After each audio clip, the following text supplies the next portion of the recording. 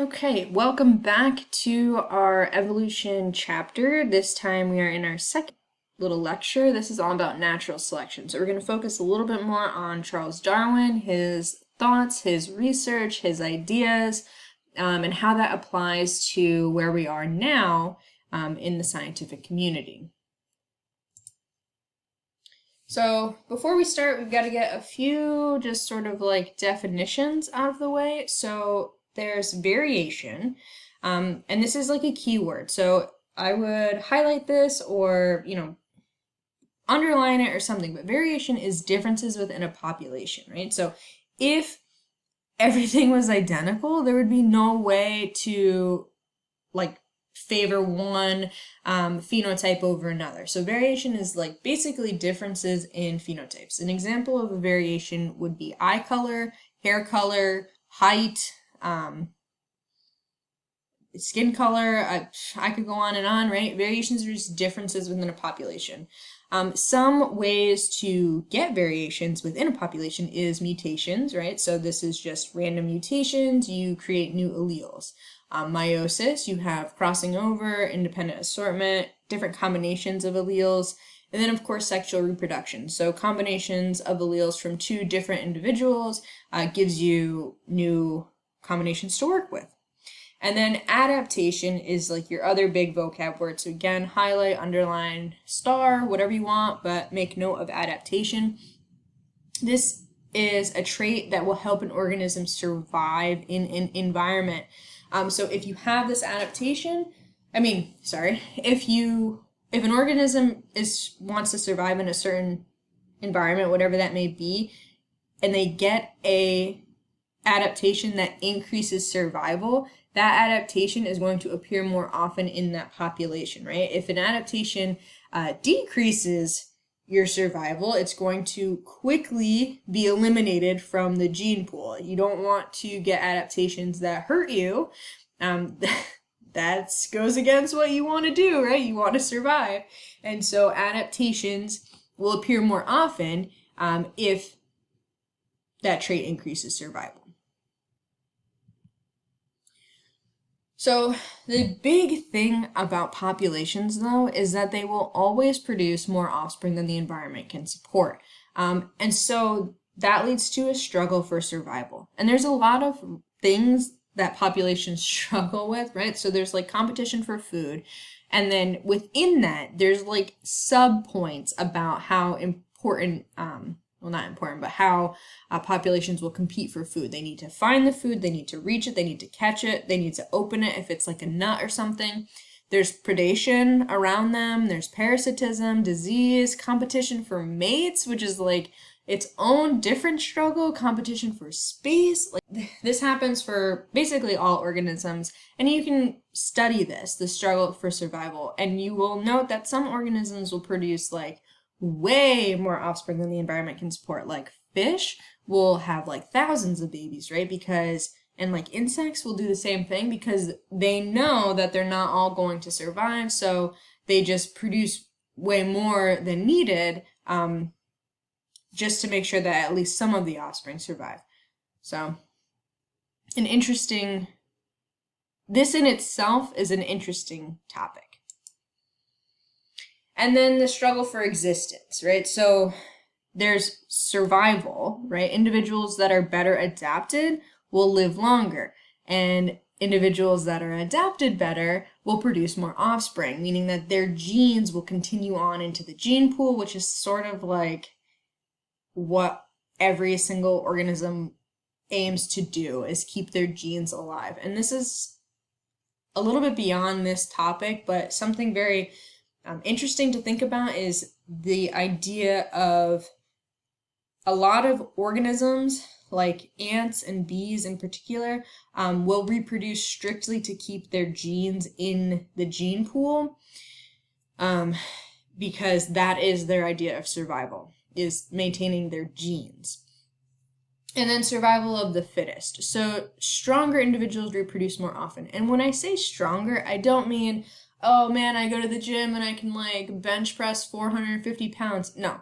stronger, like better adapted individuals will reproduce more often. And this increases the frequency of those strong traits, right? Those traits that are better fit for the future.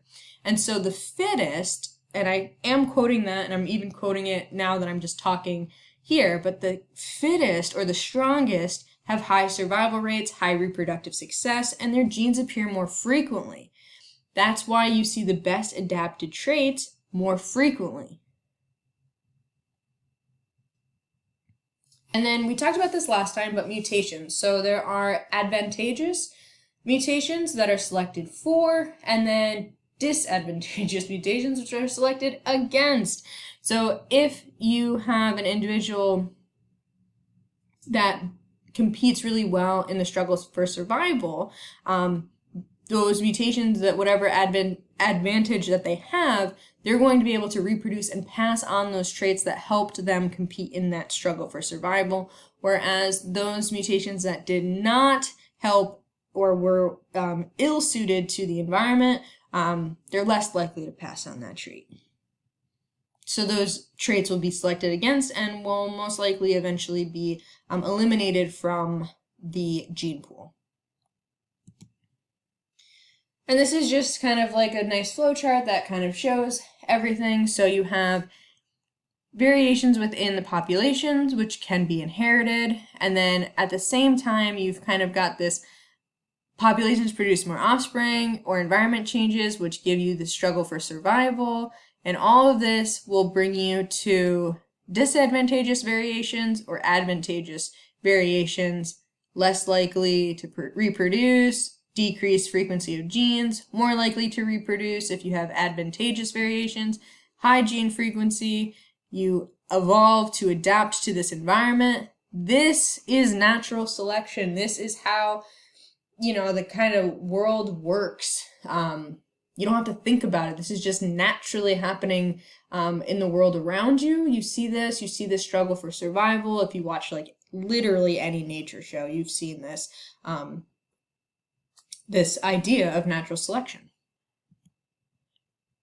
So one easy way to see this is antibiotic resistance. So when antibiotics were first produced and first brought onto the scene, they were thought to be the permanent solution of controlling disease, right? You get sick, you go to the doctor, you get antibiotics, you're better. It's like a miracle, right? However, bacteria is like, no, I'll show you what I can do, and has started to show resistance to antibiotics after a few years, right? And so every single generation of bacteria becomes more resistant to antibiotics, which is terrifying in like a worldview way, but we can talk about that more in class. So how does this happen? So when you use antibiotics, and before we really knew what was going on, it was very widespread. Basically, like you went to the doctor for anything and you got an antibiotic. Well, bacteria reproduce like every 20 minutes. So we're talking really quick reproduction. And their populations are huge, meaning that the chance of a mutation is very, very high. And so if they get a mutation that shows resistance to an antibiotic, A, they're not going to be wiped out from the antibiotic, so they can continue to reproduce, and B, you have a very advantageous adaptation, meaning that that is now survival of the fittest. They are going to survive. They can pass their genes on to other bacteria. They can even, they don't even have to reproduce. They can just share their genes. That's a bacterial thing bacteria can do. We'll get into that more later. So that is showing how antibiotic resistance can happen and how it can spread so quickly. Another idea of natural selection, sort of in action, are Roseman and Peter Grant. So they spent 40 years observing natural selection on, you guessed it, finches in the Galapagos Islands, which is like, of course they did, because the finches are like the #1 thing to study when talking about evolution. So during the first drought that they had witnessed, small seeds were significantly damaged, right? They were basically not really available anymore. And so all the birds that were specifically feeding off of those small seeds, because they had such small beaks, they died out because they no longer had enough food to be able to survive off that.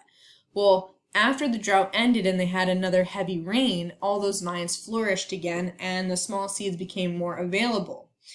And so then when a second drought happened, the small seeds, because the vines flourished so well, there was way more seeds still available. So even though there was a second drought, the environment had changed enough to support these birds with small beaks. So what they did was they copulated like crazy, which means they reproduced like crazy. And so they were able to come back and form a decent sized colony again.